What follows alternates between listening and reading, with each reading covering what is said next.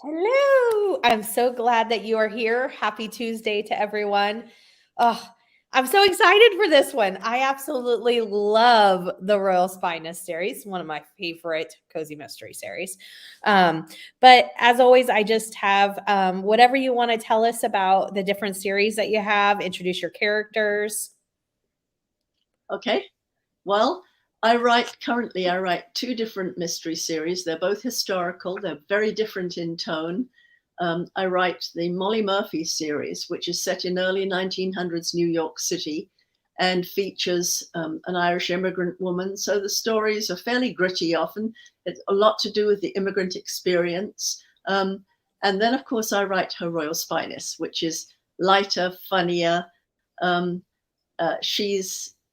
she came about because my editor before was saying, we can't really break you out unless you write as a big, dark standalone. So I kept thinking about all the dark things I could think of about serial killers and child molesters.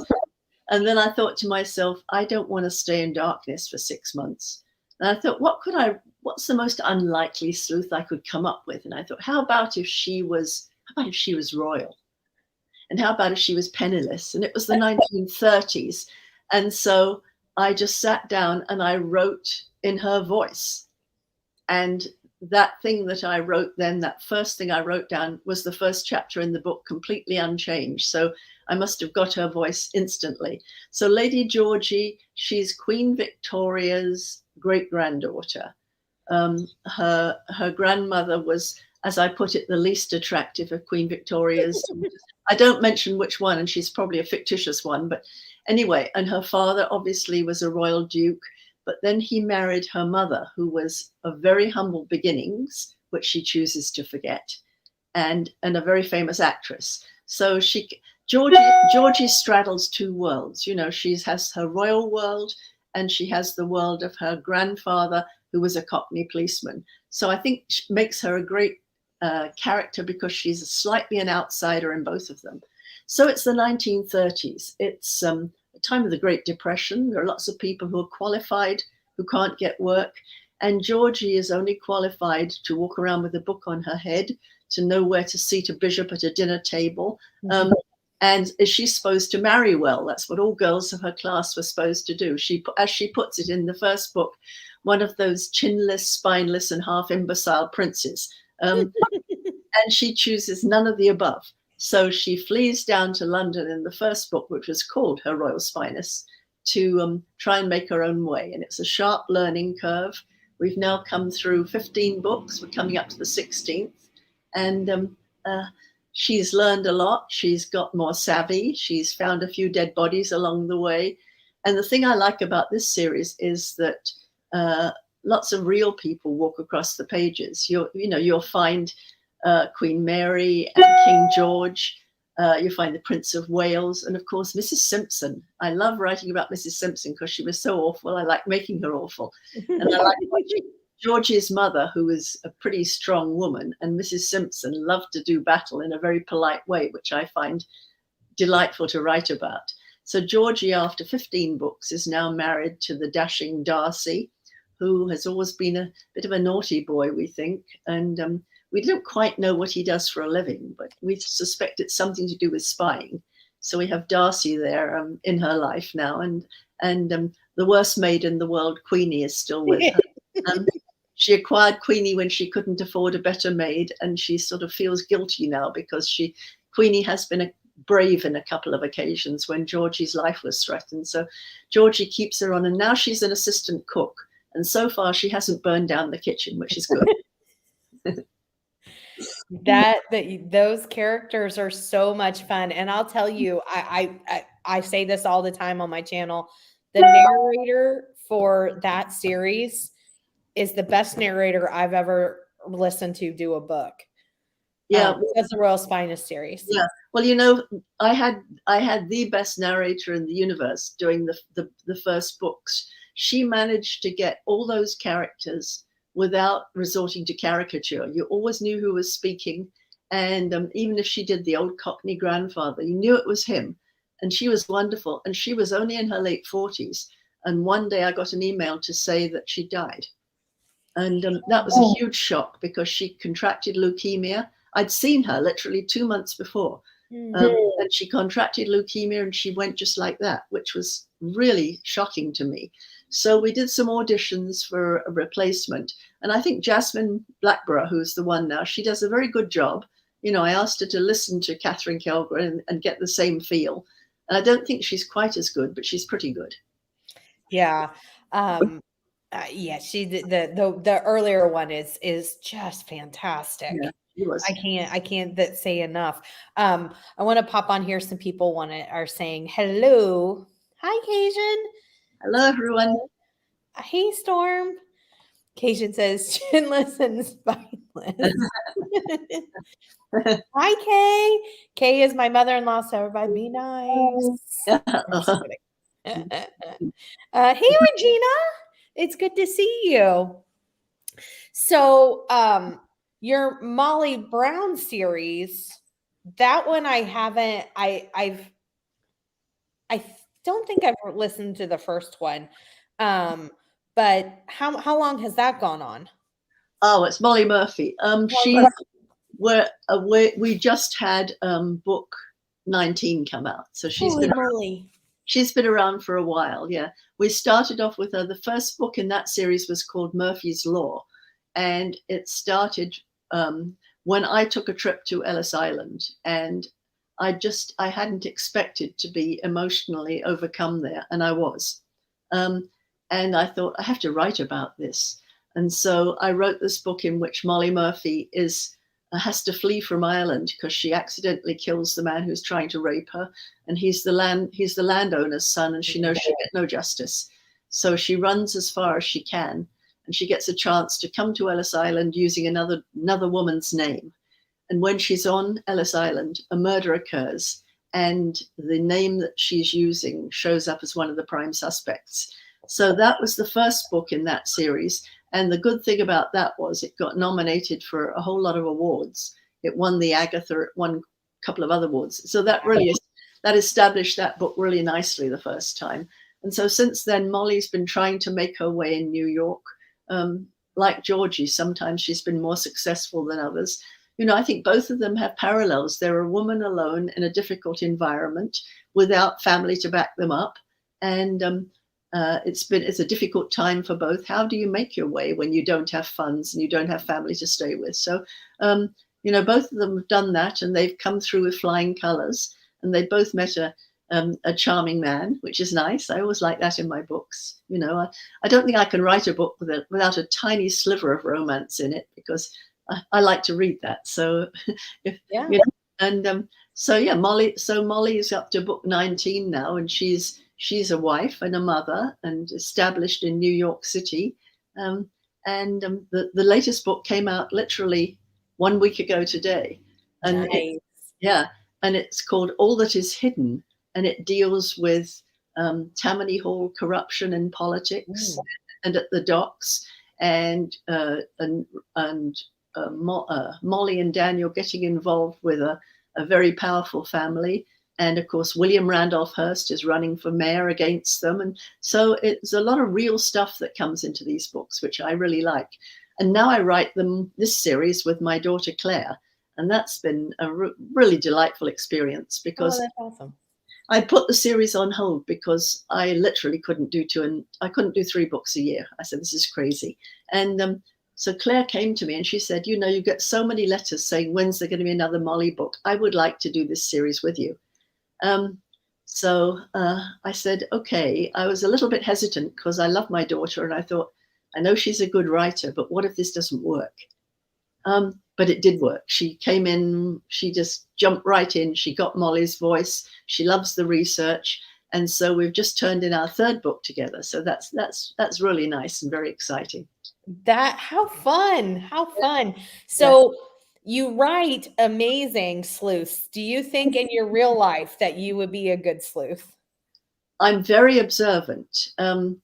You know, I think that comes with being a writer too. When you've written a lot of books, my 50th mystery came out this year, so I've written a lot of books. But if you sit in the airport and you notice someone fidgeting with their case, you think, now why are they worried? You know, are they going to blow up the next plane? Or if they, you know, are they got a deal they have to? So, you know, I tend to write personas for them. So I'm quite good at observing, but I don't think I would have the nerve to follow someone and to tail them and to pretend to be someone else. You know, one of my good friends, you might know, Hank Philippi Ryan.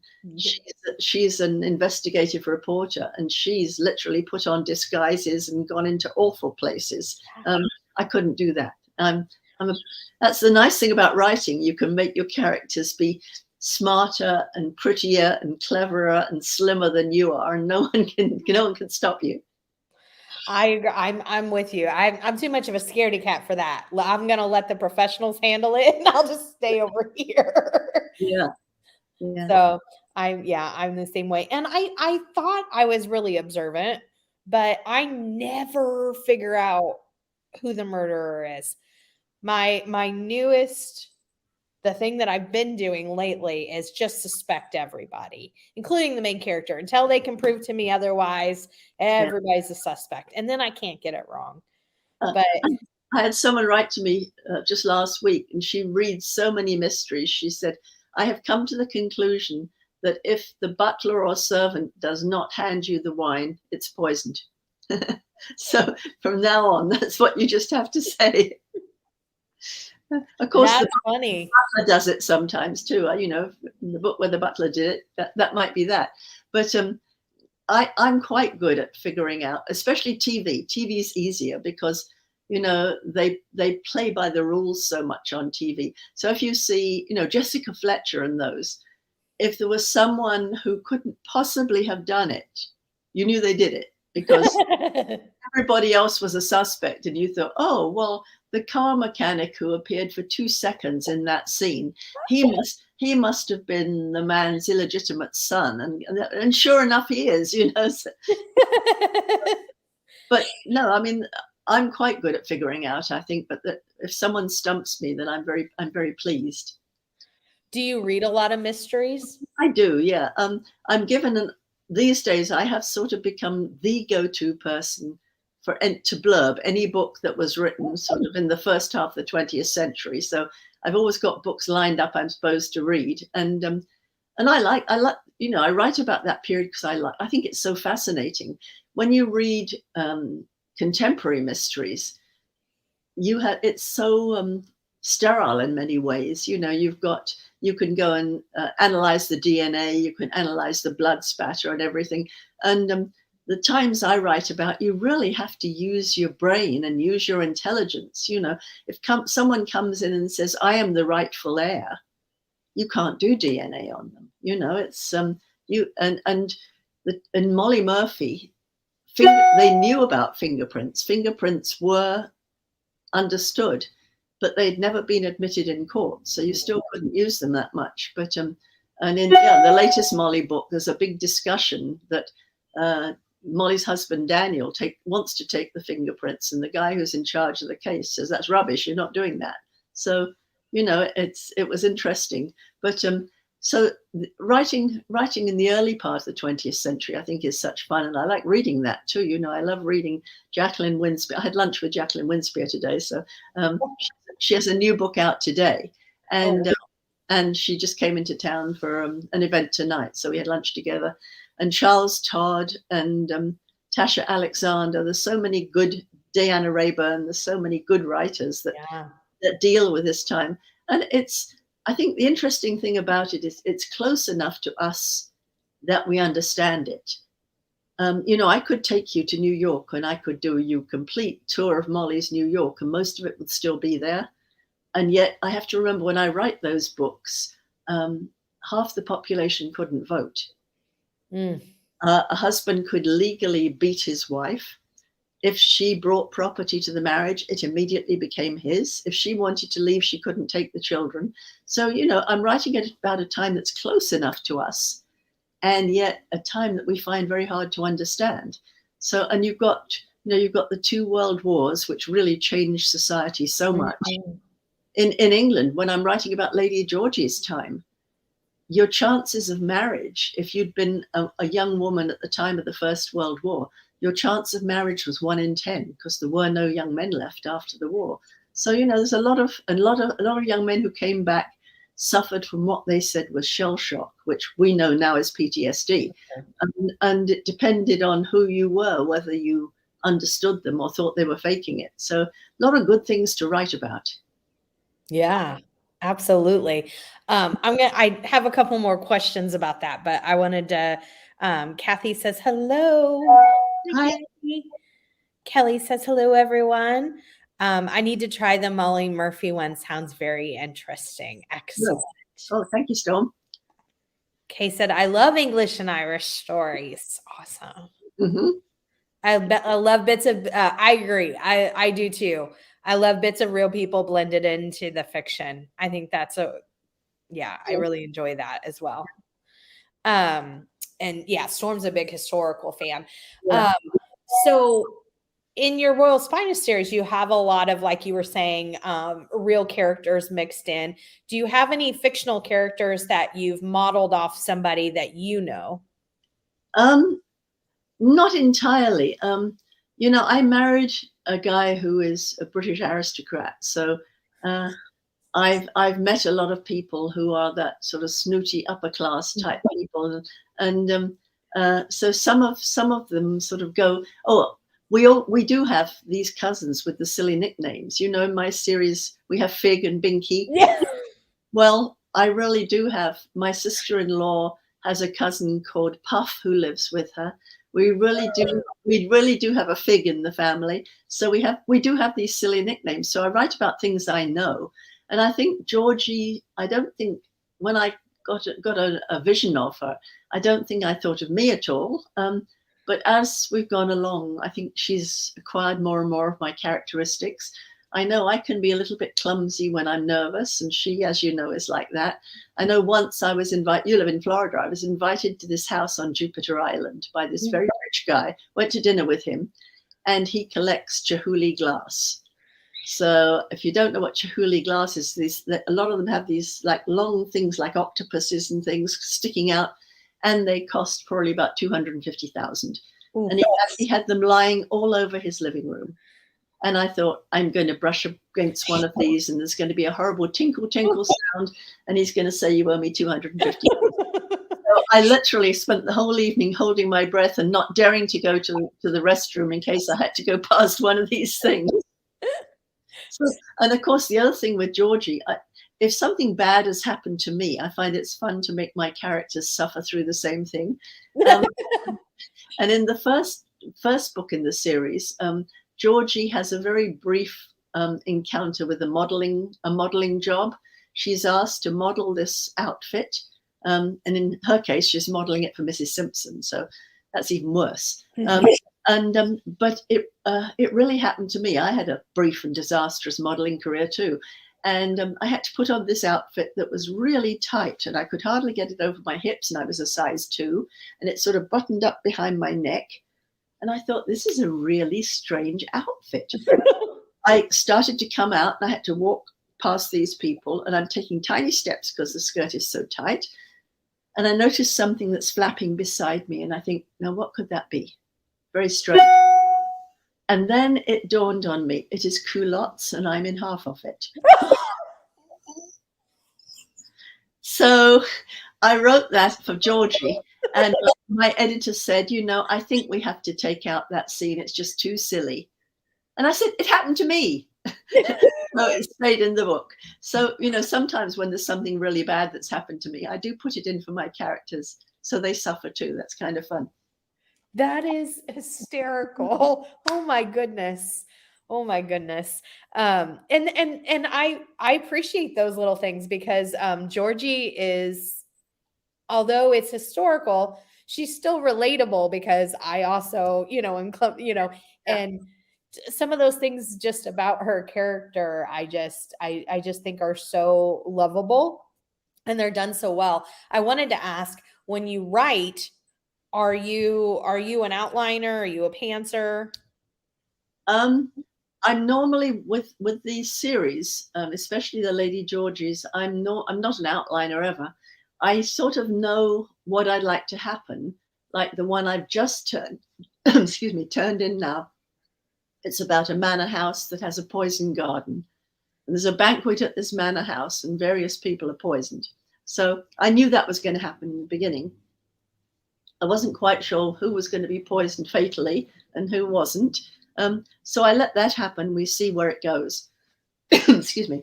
But when I do the big standalones, you know, I also write some big historical standalone novels. They need much more plotting and outline, not outlining, but just storyboarding, because usually I've got several different time periods and different parallel stories going on. So I need to look at visually on a board and say, well, this character is doing this character is doing this. So I do a lot more plotting and planning on those than I do of the series. The nice thing with the series is when you go back to it, you know everybody. It's like going back to a family reunion each time. You know that I'm going to open the door and Georgie's going to be there and her grandfather's probably going to be there and Mummy's going to appear at some stage and Fig and Binky are going to come down at some stage, and I'm sure Mrs. Simpson's going to come in at some stage. So, you know, I know all these things are going to happen. So I just wait for them, the right time for them to happen. Yeah, the cast of characters are fantastic, and Queenie, I just love I just love her. I just love her. And yes, I totally agree. I think she's really relatable. I think she's really real. And it's interesting that you've been able to do that because we're not in that time period, right? But still No. she feels very like you know, down to earth, relatable. Yeah, I think if you ask most mysteries, I would say that the average reader was 45 plus and was a woman who often is retired now. But I get lots of fan letters from the young women for the Royal Spinist because she's relatable. I mean, she might be in the 30s, but her struggles to sort of find a job, to find her place in life, to find the right guy, they're relatable to every person of her age, you know. Yeah, and you know, putting up with Binky and Pig, it's just fabulous. And I love when the Queen summons her. I'm always like, oh boy, what's in store now? That's another thing that came from my own experience. Was when I was young, I was 18. I had tea with the Queen. What? Yes, with the Queen who just died, our one. And we were instructed ahead of time that you only eat what Her Majesty eats. So there's this table with all these beautiful little cakes on it, you know, little tiny eclairs and strawberry tarts and everything. And Her Majesty had one piece of brown bread. So the rest of us all had to sit there going. So I had to put that in the book. Georgie had to suffer through that too, especially when she's really hungry, when she can't afford to feed herself. So I do remember that. So no, I think when I do have a rule for myself. When someone from the royal family is in the book, I try and keep them as true to life as possible. If they say something, I know it's an opinion they felt. And so, or I know it's something about them. You know, I knew Queen Mary and her antiques. She was absolutely obsessed with antiques. She was very good. She knew them well. Because, you know, I was born in Bath, and Bath has a fantastic street of antique shops that are very famous. And if the word got out that Queen Mary was coming to take a look, they would put all the good stuff down in the basement. Because she'd come around she knew that she was quite deliberate in this too. She'd come around the shop and she'd go, oh, what a charming little table. And they'd say, ma'am, let us present it to you, because that's what protocol demanded. So if they had anything really good, they hid it from her. Oh, that's funny. Wow, so, that's really interesting. In one of the books, the one that's Naughty and Nice, actually, someone has stolen one of her snuff boxes from and she wants it back. So she asked Georgie to go to the south of France and get her snuff box back. You know, so I've been able to include things like this. And sometimes I've even included real conversations with the royals, because I think that's fun too. There was one in which Georgie meets her cousins, Princess Elizabeth and Princess Margaret. She says to them, hello, Elizabeth, hello, Margaret. And Margaret, who's 3 at the time and was always very precocious, she says, I'm a princess, so you have to call me Princess Margaret. So Georgie says, oh, well, in that case, I'm a lady, so you have to call me Lady Georgie. So Margaret frowns at this, thinking about it. And then she looks at her nurse and she says, is a lady better than a princess? And the nurse actually said, we hope a princess will grow up to be a lady, which I thought was brilliant. And that, that's recorded in their governess's memoirs. So, it was nice to include things like that when I know about them. Yeah, that is so interesting. Yeah. How old were you when you had tea with the Queen? Either 18 or 19. Wow.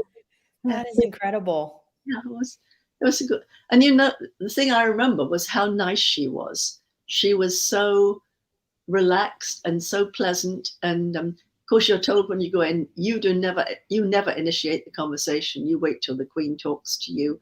But she chatted very nicely, and my friend who was also included. This was at my college. She'd just come to name a new building, and her mother was actually the patron of the college, but her mother had a cold. And so the Queen came in the mother's place, and she said, Mummy says, do give my love to my girls. And she chatted, and my friend said she was studying mathematics. And the Queen said, oh, my son is hopeless at math. And that was Charles. Wow, that's so interesting. Yeah. Yeah, they're cackling at your modeling debacle. Oh, as well, as I did. Everybody in the world would find that funny except me. Yeah. Yeah. That's why readers like the series so much. It's like spending time with friends. And that's what draws me to Cozy Mysteries a lot of the time. Like the series is because, I go back to see what the character's up to now, and what, the family's doing, and what's going on in the town, and all of those things. Absolutely. That's so true. I've never yet, I think, had a fan letter saying, oh, I thought that plot twist in the last book was really clever. They write to me and they say, I love Georgie, I love Darcy, I love Queenie, I love Grandad, I hate Fig, that's why it's like coming back to old friends each time. And I have to make sure that when I write the books, I do give enough time to the old friends, even though we've got a story that's maybe taking place over here. I like to have enough of the characters in to remind you, this is who we are. Yeah, thank you. Cajun Peach says it's like 10, quite right, spending time with friends. I totally agree on that. And it is for me too as a writer, because every time I start a new book, I have so much that's a given. I know what Georgie looks like. I know how she interacts with her friends, her family. I know where she lives, so it's all really nice. I always ask. So it seemed like when you said what she looked like, it's a perfect segue. Always ask this. If Hallmark were to call you, I think it's good to be prepared here. This is why I always ask. And say, we really want to turn the Royal Spiness into a series or, movie, whatever. Who would you want to play Georgie or any of the main characters? I had always, I had a movie offer on this about 10 years ago. Really? And they got as far as the script, and then it never got made, which was sad. But in those days, I really wanted Emma Watson to be Georgie, because she's got that sort of upper class easiness. You need someone to play someone upper class who knows it, not just acting it. I think she would have been wonderful. Now she's a little bit too old, so I'm not sure who we've got in that next generation now. So, suggestions, please. And Darcy, there's lots of really good Irish actors, aren't there, who you can think of to. And of course, I'd have to audition them all. Of course. Yeah. Oh, Emma Watson would have been good. Yeah, she would. And I think a few years ago too, I would have loved someone like Maggie Smith to play Mummy. Of course, now she's too old too. But because you need someone who. Georgie's mother is. She's one of these great survivors in the world, and she knows how to manipulate everybody. And she's she knows how to press the right button. All the time. Yeah. She's yeah. How many times has her mom been married? I'm not sure. I think 7 times married, I think, but I do say in one of the books, she's been many things to many men on 6 of 7 continents. So, oh my goodness. Yeah. She's a spirit, that one. I always wondered if authors related back to their own experiences and stories. Yeah. Yeah, right. Yeah, absolutely. Well, if you write something like that is real, people read it and then they believe the whole character's real. That's also why I like bringing in real characters. If I'm writing about New York and I bring in someone who would have lived in New York at that time, then you think, oh, well, this is a real story. I love this. And you just, it just it validates the whole story. It's what I like. Yeah. Yeah. What's it like to be a member of the Jungle Red Riders? Oh, it is the best thing ever. We've been together. I think I joined I think they started in about 2008 and they asked me to join in 2010. We talk every day, especially during COVID. It's been wonderful. We did lots of Zooms. We're going to Zoom actually this week. We're really supportive of each other. If someone has a book coming out, the others all cheer about it. They're just lovely women all together, and we're very close. It's like a group of sisters. So it's a lot of work because you're supposed to comment every day. You host 1 week in 7. So, we do work hard. But the others do lots of publicity for you. And of course, Hank is the crazy lady who works harder than any person in the universe. Every weekend she's off somewhere, and every day she's hosting someone on the back room or on First Chapter Fun or any of these other things that she runs. And she's, when you see Hank for the first time, she's rather intimidating because there she is, this perfectly groomed person with impossibly high heels. And you think, oh God, this is a very scary, but she is so lovely and warm and generous and fun. We actually bonded. That was in 2010 when she invited me. We met properly after the Agatha Awards banquet at Malice Domestic Convention. And we'd both been nominated and we both lost and we both felt we were robbed. So together with a glass of wine till about 2 a.m. And after that, we were just the best of friends. So they're all wonderful. Hank, Hallie, Deb Crombie, Julia Spencer Fleming, Jen McKinley, and Roberta Isley. They're all such nice women. So yeah, and they are very beloved authors. Yeah, I didn't have any sisters, so this is great. This is a whole group of sisters been given to me. What a blessing. What a blessing. That is awesome. And I will be able to, after one hour after it uploads, when people are start watching, I'll be able to add links. And so I'll be able to add links to your website and to the Jungle Red Riders and all that. I can Good, thank you. Wonderful. Yeah, absolutely. Yeah. Absolutely. Melissa says hello. Hi, Melissa. Jessica says hello. So one of the other questions that I always ask is, knock on wood, if something were to happen to you that was nefarious of sorts, who would you want to avenge your death? Who would you want to solve your crime? Fiction, TV, whoever. Oh gosh, that's a good question. I think I think Agatha Christie would do quite well. I grew up reading her books. I got rid of a whole lot of my books recently because I just had these bookshelves absolutely cramming. I have kept my entire Agatha Christie collection, so I have everything she ever wrote. I'm taking up 2 shelves, and I think she was smart enough to come in and take a look. And the one person I wouldn't want was Sherlock Holmes. He was always so obnoxious, he'd sort of pick up a match and say, I see this was struck by a left-handed librarian, well. I don't want someone like that. I want Agatha who knows about people. More than Agatha, I'd like Miss Marple, because she was the great observer. I talked about being a good observer myself. An older lady sitting there with her knitting needles. She could see everything, and she had all these wonderful comparisons. So I'm sure she would come into my house and look around, and she'd see something that would be very, very, very useful. Yeah. The thing about like Miss Marple or any of those characters, I agree. Like when one of my favorite themes is elderly sleuths. And I think one of the reasons among many that I love them is that people just presume that, oh, it's just, an old lady over there sitting knitting. Yeah. And kind of overlook and don't, censor their conversation and just don't, infer that that person's going to put anything together and then bam. Yeah. Yeah.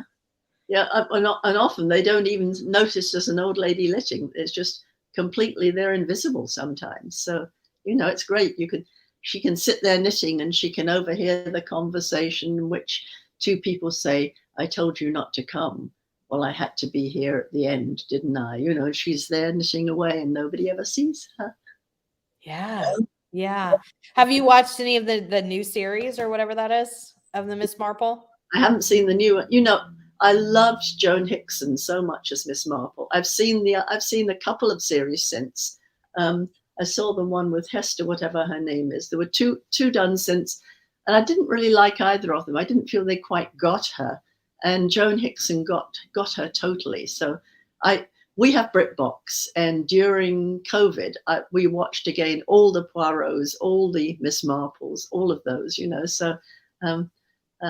I love my British TV. I love watching Death in Paradise. I love Death in Paradise. Yeah. Love watching Murder in Provence. Did you ever see those? I haven't.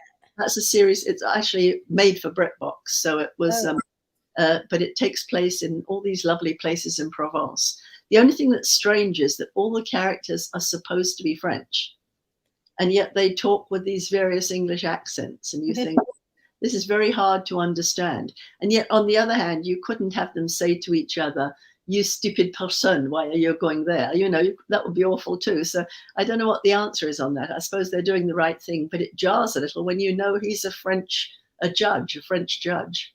But just watching the scenery, because I'm a big fan of the south of France. So I watch and I say, oh, look, John, they're going to Cassis, It's nice. Yeah. The thing, I've watched Death in Paradise, and the thing that I've learned about British murder mysteries, because I love them, like I love like Midsummer Murder, is don't ever get attached to anybody, because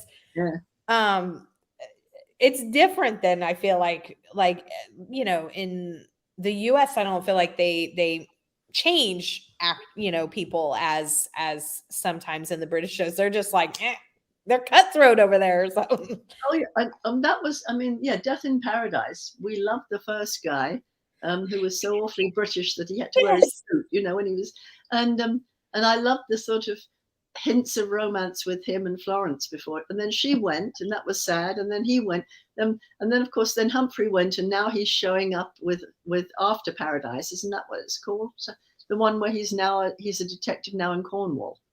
Oh, I didn't know that. The brand new one. He's moved from the island and he's gone to Cornwall. So there's a nice new series with him. But whenever I like the characters on that, they change at the end of the season. So it's as you say, it's annoying. Yeah. Well, it's just and some of them I don't see coming. I'm like, oh well, I didn't expect that from a main character. Yeah. I mean, at least we had Morse for all the time, and we've had Endeavour, and we've had Lewis. They've all stuck around, and of course Vera. I love Vera too. I think she's brilliant. Yeah. So when you contract for your Royal Spinous, do you know how many are coming out ahead of time? Like now, are you doing, how's your that work as far as do you know there's going to be more? Yeah. Okay. I usually, That was a long way about. Is there going to be more? yeah, I usually have a contract for 2 books at a time. And I have to tell you that my editor and Penguin love them, love them. So I can go on writing. I got a new contract the other day and we toasted each other on Zoom. And, here's to many more. And I said, well, I'm already planning Georgie and Darcy collect Social Security. Yes. So that's amazing. But the thing with that series is we're getting closer and closer to World War II. And I have to ask myself, how will I handle that? Because at the moment I can be funny and I can be light and there might be a murder in it somewhere, but the whole tone is fairly light. Once we get to a war, is Darcy going to be called to be a spy somewhere? Will he be in terrible danger? Will Georgie also volunteer because she's got some experience, and yet how do you handle wartime experiences, which are obviously, if you've read any of my big standalones, The Tuscan Child and the Venice Sketchbook and those, they're very harrowing. How would I handle that in a series that's supposed to be funny? I mean, obviously we'll get to it when we get to it and I'll see, but it does slightly concern me. Yeah. Yeah. Well, I just think the next 8 books will all come out in 1935. We're actually we're in 1936 already, so they'll all come out in 1936. Well, you know what happens in 1936, don't you? Is the Prince of Wales and Mrs. Simpson. First of all, he steps down as king, and then they get married. So that's waiting to happen in this book. And the one I've just written, everybody is saying, I don't think he takes his job as king very seriously. I don't think he's very happy, and also. Oh, the other thing that's really interesting is the British public does not know Mrs. Simpson exists because there was an agreement among British newspapers never to mention her. So even though, she thinks, this is nothing. She was this very worldly, savvy woman. She's had 2 husbands. She's worked her way up from a little lady in Baltimore to being with one of the most powerful men in the world. She really believes she can be queen, which is so silly because, as you know, the king is the head of the Church of England. The Church of England does not allow divorce. She's been divorced twice, so there's no way anybody would let her be queen. But she really believed at this stage that once he was king, he could sort of hold up his hand and say, I have a decree, and from now on, my wife will be queen. But and so I think it was an awful shock to her that he had to step down to marry her. And suddenly they're nobodies. They're living in exile in France and they're not welcome back in England. And they're living a fairly simple life. And I think both of them probably regretted it in the end. Wow. Yeah. Wow. Yeah, there's a lot going to come up, man. There's a lot of good stories. Another good story that if you read the last one called Peril in Paris, I hinted at some things that might happen in that. For example, Georgie's mother is about to marry this very rich German. Now, if she marries him, she'll have German nationality. And then what if she can't leave? What if she's now an enemy alien? What will happen as we get closer to the war? So there might be a book in which Georgie has to go and rescue her from Germany. That'd be kind of a fun one. That would be fun. Yeah. That would be fun. That would be fun. Storm said, Beyond Paradise. Can't wait to try that one. Yeah. Yeah. I adore Vera. Mm-hmm. Acorn TV had some interesting British TV mysteries. I love them. Yeah, I do too. Yeah. I just placed book 1 on hold at my library. I love British Cozies, and I love the idea of them being funny as well. The covers are so elegant. I'm excited to start this series. Oh, Jessica. Yeah, good job. Thank you. It is absolutely one of my favorite series. I just love it. It's done so well. Everything about it. Just every time I read one. And I'm like I said, I think I'm on 10. And so I think it's still the narrator has not changed. Oh, good. Yeah. And but they're just fantastic. So you said you only get 2 books at a time. Does that make you nervous? Oh no, I would hate to have more than that because if ever I want to say I'd like 3 months off, I could say that. No, No. that's In fact, every time I say I'd like to go a little bit slower, and they always go, no, no, no, no, no. So, but no, I mean, 2 books at a time is great because each time you get to feel how well the series is doing, so they can give me more money, and all that sort of thing. And also, I'm not. If I had 6 books ahead of me, I'd find really that would be an awful lot of pressure. So it works well for both of us. That's a 2 book. That's awesome. I think I would just constantly be worried about whether there was going to be 2 more, and then for me. So, Linda said, "I can't wait to try this series. I've been staring at it for a while. It's fantastic. It's fascinating to listen to Rhys think ahead of future books. Keep them coming." I agree. Yeah. Oh, yeah, definitely. I agree. And I just love Darcy. So I'm happy with all. I mean, Yeah. Yep. So exciting. Well, I'm glad she ended up with him. To start with, we didn't know if he was good or bad. We didn't know if he'd be right for her or not. So I'm very glad that she ended up with him. And his name, I've had lots of people say to me, did you deliberately call him Darcy for a reason? And I say, well, every time I write about him, I see Colin Firth coming out of that lake, Oh, that would be fantastic. Yeah. Yeah. Yeah, I like it. Well, and you never know when he's going to pop up sometimes. I mean, he's just, or disappear. Yeah, I mean, there have been places, as you say, in the world where suddenly Darcy happens to be there for a reason, and Georgie wasn't expecting to see him. Yeah, always. I love your standalone books, especially the Venice sketchbook. I couldn't put it down. Oh, thank you. That is awesome. So before we wrap up, I wanted you to tell us if there's the website we talked about earlier, the Jungle Writers. Yeah. If you have a Facebook page, if you have any other place they can find you, if you're going to be at any conventions coming up, and I know you just had a book come out last week, but if you're expecting any more. Yeah. Okay. Well, first of all, my Facebook page is Rhys Bowen Author. I have 68,000 followers on there. Wow.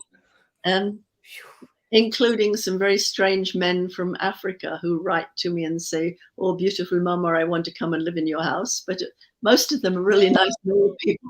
And I also have a website, which is just rhysbowen.com. I'm also on Instagram as author Rhys Bowen, and I'm on Twitter as Rhys Bowen. So that's quite a lot of social media. So yeah, the book, the Molly Murphy book, came out last week, and it's called All That Is Hidden. And then on August the 8th, my next big standalone novel comes out. And if you liked the World War II and all that sort of tension and danger and things, this one has masses of that. It's called The Paris Assignment. And it's about a woman who agrees to go to France after her little son is killed. And what happens after that. Yeah, it's a very, very tense story to read, but and it goes quite a long time. It starts in 1930. It ends in Australia in about 1947. So, oh wow! So quite a big book. And then, of course, in November, Lady Georgie comes out, and it's called The Proof of the Pudding. Yeah, it's all about the dessert at this banquet, which is full of things it shouldn't be full of. Oh, that's so exciting! Yeah. That's so exciting. Well, I really, really am thankful that you were able to come on today. I just love the Royal Spinous series. I can't say that enough. The first video I ever did on my channel was my favorite cozy mystery series, and the Royal Spinous is on that list, and 3 years later it's still on the list. I absolutely love it. It's fantastic. Well, thank you so much. Thank you. Yeah, and I will add all of those links for ways to find you. And thank you again. Thank you. Thanks, everybody. Well, thank you. And everybody, thanks everyone for watching too. Love you all. Yes. Oh, Storm said Colin Firth is my favorite Darcy. Yeah, me too. Me too. Absolutely. That's a lot to look forward to. It is. She's got some. That's a lot of books coming out pretty close together too. That's what happens if you're a crazy person who does 2.5 books a year. You know. Thanks so much. Yeah. Rhys, super excited to start reading your books. Thanks. This was so interesting. I agree. I loved listening to the chat and look forward to checking out your books. Yay! Terrific. Thank you. All right, everyone. Well, thanks, Rhys, again. And bye, everyone. Have a great night. Bye-bye, everyone. Bye.